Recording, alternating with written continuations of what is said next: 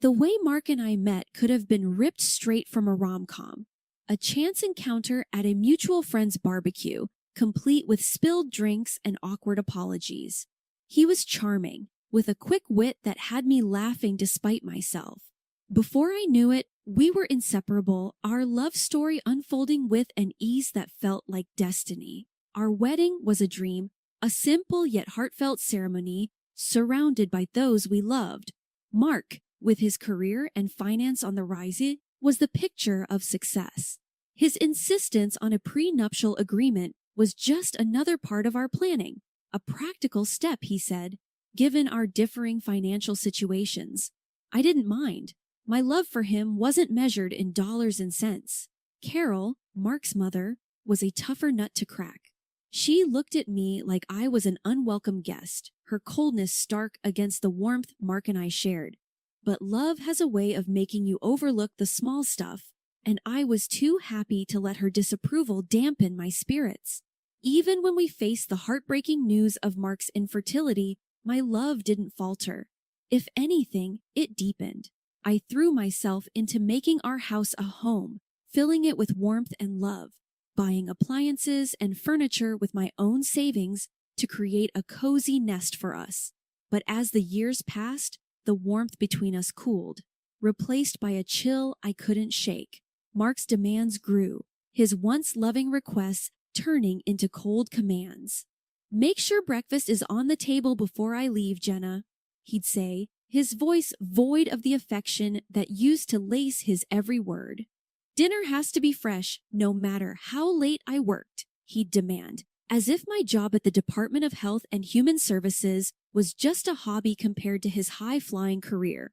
I'd wake before dawn, bleary-eyed but determined to cook his breakfast, then rush home after a long day's work, racing against the clock to whip up a gourmet meal that might bring back the husband I once knew. But it was never enough. He took my efforts for granted, never once uttering a thank you, only reminding me that I should be grateful for the roof over my head. His roof, our conversations once filled with laughter and shared dreams, now were battlegrounds, his words cutting deeper each time. "This is my house, Jenna. Don't forget that." He'd snap whenever I dared to suggest anything might be amiss. Each day as I moved through our home, touching the pieces of our life I'd built with love and care, a thought began to take root in my mind. What if I were alone? The idea, once unthinkable, now felt like a bomb. My love for Mark had been replaced by a weary resignation, worn down by his indifference and coldness. One evening, as I sat at the kitchen table staring at the empty chair across from me, the realization hit me hard. I no longer recognized the man I had married, nor did I see the woman I had become in his reflection.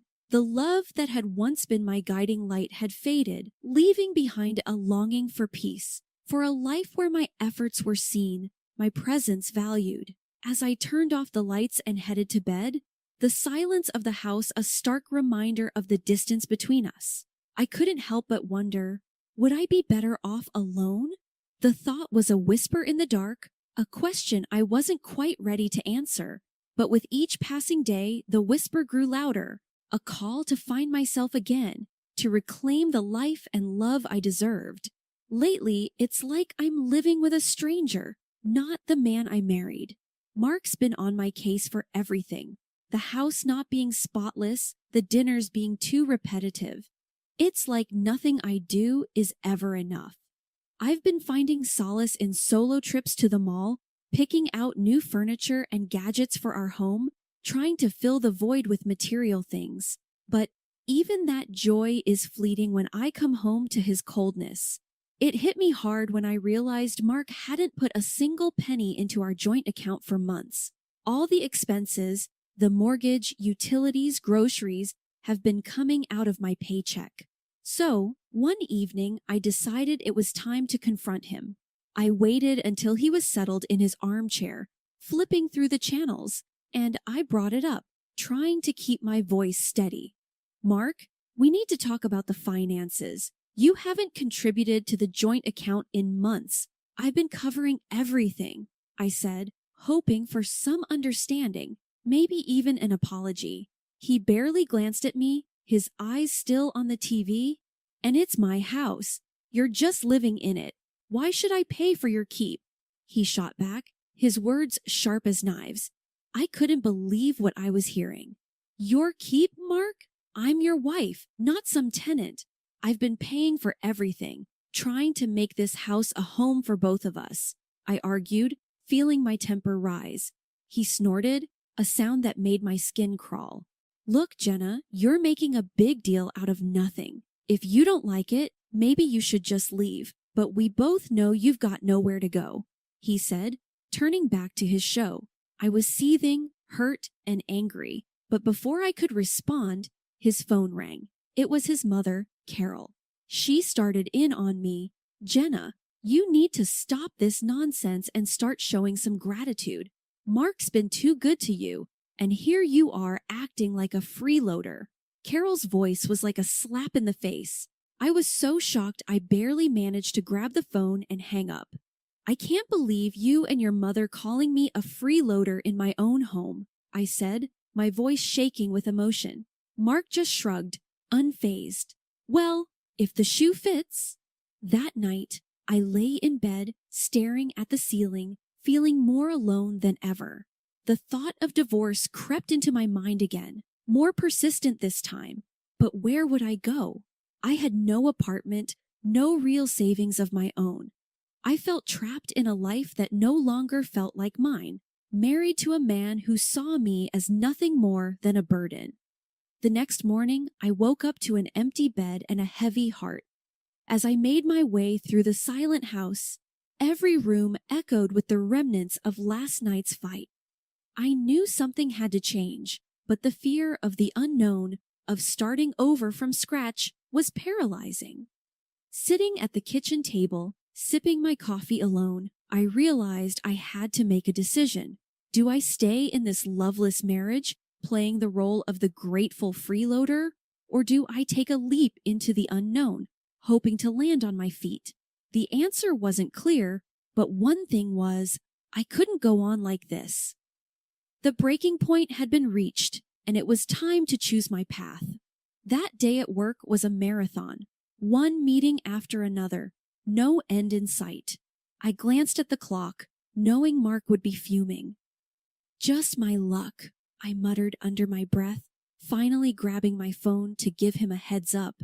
The moment he picked up, I knew I was in for it. This is your problem, Jenna, not mine.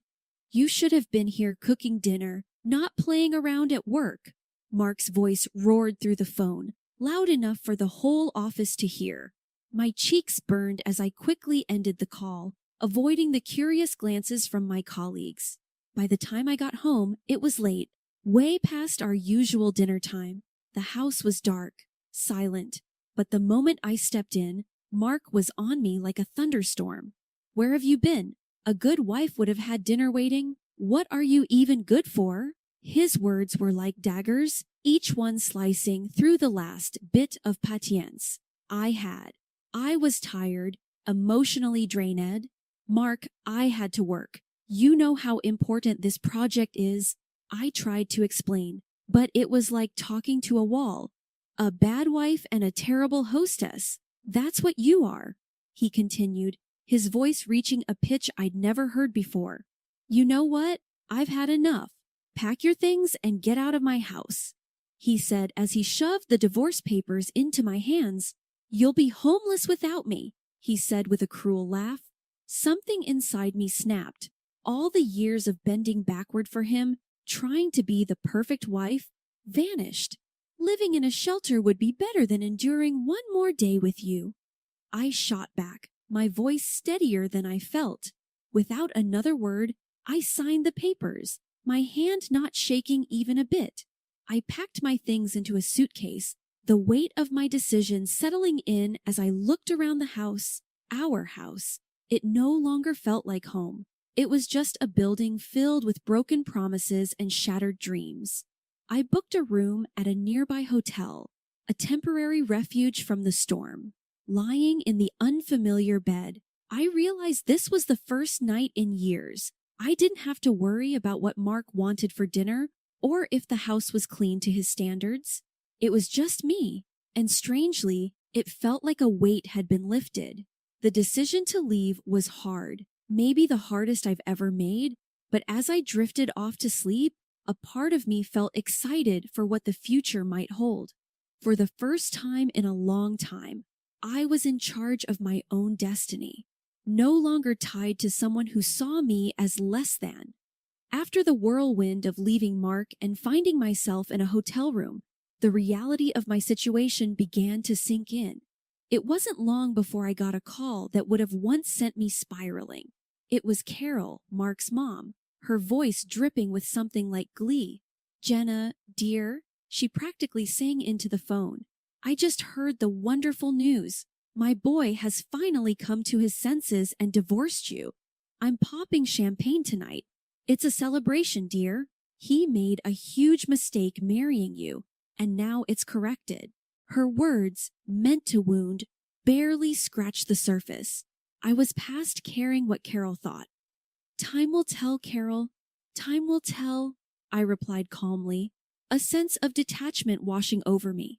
I hung up, a small smile playing on my lips.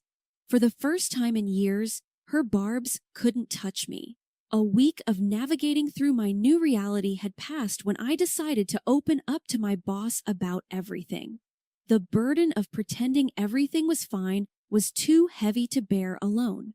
I expected sympathy, maybe some understanding, but what I got was a lifeline.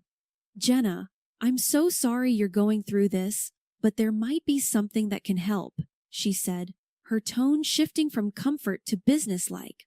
"There's a municipal housing program designed for situations like yours. It offers affordable housing solutions to those in need. I think you should apply. I'll help you." Her offer was a beacon of hope in the overwhelming darkness. With her guidance, I applied for the program, and to my surprise, I was accepted. The relief was immediate. It was like I could finally breathe again. Now I'm renting a small apartment, modest but mine. It's quiet, peaceful, a stark contrast to the life I left behind. There's no need to tiptoe around in the mornings. No ungrateful husband to cook for or clean up after. It's just me, and it feels liberating. Sitting in my new living room, surrounded by boxes yet to be unpacked, I couldn't help but reflect on the journey that led me here. It's been tough, filled with moments of doubt and fear, but also moments of unexpected kindness and newfound strength. For the first time in a long time, I'm excited about the future. I've got a blank canvas in front of me, and I'm ready to start painting a new life, one where my happiness doesn't depend on anyone else. It's a new beginning, and I'm here for it, ready to see where this next chapter takes me. It had been a quiet few months since I started over, finding peace in the simple routines of my new life. Then one afternoon, as I was enjoying a rare moment of calm, my phone erupted into a cacophony of rings. The screen flashed a name I hadn't seen in ages. Carol, my ex-mother-in-law. My heart sank. Why now? Bracing myself, I answered, "Hello? Jenna, you need to come back to Mark this instant." Carol's voice screeched through the speaker, so loud I had to pull the phone away from my ear. I sighed. Carol, why would I ever do that? The question was rhetorical, more for myself than for her. Because he's in trouble, that's why. That fool of a son of mine bought shares years back, took out loans, and now he's up to his neck in debt. It's a disaster, and you need to help him sort it out. Her voice was a mix of anger and desperation. I couldn't help but laugh, not out of amusement, but sheer disbelief. Help him, Carol. Do you remember the prenup, the one Mark was so eager to have? It says clearly that I'm not responsible for his debts. And let's not forget, we're divorced. His financial mess isn't my problem. There was a sharp intake of breath on the other end. Ungrateful girl. After everything we've done for you, you're just going to abandon him. Her tone was accusatory, as if I had committed a grave sin. Everything you've done, Carol. Let's be clear. The only thing you and Mark ever did was make my life miserable. And as for abandoning him, remember, he kicked me out. He made it clear I was no longer welcome in his life or his house, I retorted, my patience wearing thin. You'll regret this, Jenna. You think you're better off without him, but you're making a huge mistake, she spat out, her voice venomous. I took a deep breath, finding a calm I didn't know I had. Carol, I've spent too much of my life living in regret and fear because of you and Mark. I'm done. Mark's debts are his own doing. It's time he learns to deal with his own mess. I'm moving on with my life. Goodbye, Carol, I said, ending the call. A sense of finality washed over me. I had expected to feel shaken, upset, maybe even guilty, but all I felt was relief. Standing up to Carol, making it clear that I was no longer part of their twisted family drama, felt like shedding a weight I'd been carrying for too long. Sitting back down, I let out a long breath I hadn't realized I'd been holding. The conversation with Carol, as unpleasant as it was, served as a stark reminder of how far I'd come. I had fought hard for my independence, my peace, and no amount of guilt-tripping could drag me back into that chaos. For the first time in what felt like forever, I felt truly free. Free from the expectations, the criticisms, the endless cycle of trying to please people who would never see my worth. I had found my strength, my voice, and I wasn't going to let anyone take that away from me again. As I looked around my small apartment, a sense of pride filled me. This was my space, my sanctuary, and my new beginning. I had survived the storm and come out stronger on the other side. And no call, no matter how unexpected or unwelcome, could change that. The next morning, I woke up with a resolve as clear as day. It was time to reclaim what was mine. I rummaged through my files until I found the receipts for all the items I had poured my money into over the years. The sleek dishwasher, the washing machine, the high-end coffee machine, they were all mine. It wasn't just about the money, it was about the principle, about not letting my contributions be erased and taken for granted any longer. With a moving truck booked and a couple of strong helpers at my side, I went back to the house that was no longer a home. The door opened to an eerie silence, a stark contrast to the chaos of emotion swirling inside me. As the workers started loading up the truck, I couldn't help but feel a mix of satisfaction and sadness. Each piece of furniture, each appliance had a story, a memory attached to it. But as they say, you can't cling to the past if you want to move forward. Just as we were finishing up, my phone rang. I knew without looking who it was. Mark's name flashed on the screen, his call as predictable as it was unwanted. I've taken them back, Mark, according to our prenup. I have every right to, I said, cutting in as his curses and insults flew fast and furious. It once would have cowed me, but not anymore. Listen, Mark, I continued, my voice steady. I wish you the best, truly, but this is where our paths diverge for good. And with that, I hung up and blocked his number, a symbolic gesture of cutting the final tie that bound me to a life that no longer served me. As the moving truck drove away, my heart felt lighter than it had in years. This wasn't just about reclaiming my possessions, it was about reclaiming my life, my independence, and my self-worth. I knew there would be challenges ahead, but for the first time in a long time, I felt ready to face them head-on my own terms. 6 months down the line, life has taken a turn I hardly dared dream of. I've snagged myself a cozy apartment in a neat part of town, all thanks to this social program my boss tipped me off about. The deal was sweet, a manageable down payment with tiny payments stretching out over the years. For the first time, I'm not just scraping by.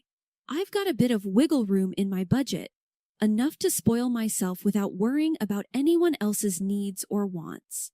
The day I got the keys to my place, I remember stepping through the door, the sense of ownership washing over me. It was a blank canvas, and for the first time in forever, I could paint my life exactly how I wanted. No compromises, no sacrifices, just me. I treated myself to some paints and canvases, and not to the girl I used to be, the one who found joy in splashing watercolors around, lost in the flow of her own creativity. I even painted a self-portrait, something I'd never have dared do before. Staring at my work, I saw a woman who'd weathered storms and come out stronger, a woman who didn't need anyone else to define her worth. It was like I was seeing myself clearly for the first time. Beautiful, self-sufficient, and yeah, a bit selfish, but in the best possible way. And then there's Max, my little bundle of joy. A scrappy little dog with eyes too big for his face and a heart just as oversized. Adopting him felt like the final piece of my new life clicking into place. We've become a team, exploring the neighborhood, making the apartment our home. One evening, as Max and I were curled up on the couch, my phone buzzed. It was a text from a friend I hadn't seen since the divorce storm hit. "Heard you're doing well. Coffee sometime?" I smiled, typing out a reply. "Yeah, life's good. Coffee sounds great. My place, actually. I've got some art to show off." "Look at you, all artsy and independent. Can't wait to see it and meet Max, of course," came the reply, laughing. I set the phone down, looking around my little apartment, my sanctuary. It's funny how life works out. Once I thought I needed a husband, a big house, and a certain lifestyle to be happy. Now I've got a small apartment, a dog, and my art, and I've never felt more fulfilled. "Max, buddy," I said, scratching behind his ears, "we're doing just fine on our own, aren't we?" He barked in agreement, and I laughed, feeling a surge of gratitude for my independence, for the struggle that brought me here, and for the simple joys that filled my days. Now, this was happiness, unfiltered and undiluted, and it was all mine. Life's taken a turn I could have never predicted. Just the other day, while having my morning coffee and scrolling through the news on my phone, I stumbled upon a headline that stopped me cold. My ex, Mark, had been declared bankrupt. His house, the one he was so proud of, the one he kicked me out of, had been sold off to cover his debts. Now, he's back living with his mom, Carol. I couldn't help the small, satisfied smile that crept up on my face. Breaking free from him was the best decision I ever made. These days, my mornings are spent wandering to the park with Max, my loyal little sidekick. The fresh air, the peaceful quiet, it's a far cry from the tense, stifling atmosphere of my old life. And it's not just the walks. I found a new passion that's breathed life into my world. Painting. I joined the local amateur artist club on a whim, thinking it'd be a casual hobby. But it quickly grew into something more. I started exhibiting my paintings at local shows, the vibrant colors and bold strokes a reflection of my newfound freedom and joy. At one of these exhibitions, my path crossed with someone unexpected. I was standing beside one of my pieces, a watercolor that I felt particularly proud of, when a man approached. He studied the painting with an intensity that made me curious. "That's quite beautiful," he said, nodding towards the canvas. "Did you paint this?" I couldn't hide my grin. "Yeah, I did. Thank you." We got to talking, and it turned out we had a lot in common. Before I knew it, we were sitting in a nearby cafe, chatting over coffee like old friends. He was easy to talk to, with a warmth and a sense of humor that I'd missed in my interactions for so long. He even bought my painting. "I want to see this first thing every morning," he said. "It's inspiring." That coffee turned into dinner a few days later, and then into walks in the park, Max trotting alongside us. He introduced me to his kids, two bright sparks who welcomed me with open arms and laughter. It felt natural, easy, like a piece of my life that had been missing without me even realizing it. One evening, after the kids had gone to bed and we were sitting on his porch, he turned to me. You know, I'm really glad I bought that painting, he said, his voice soft in the twilight. I smiled, leaning my head on his shoulder. Me too. It's funny how things work out.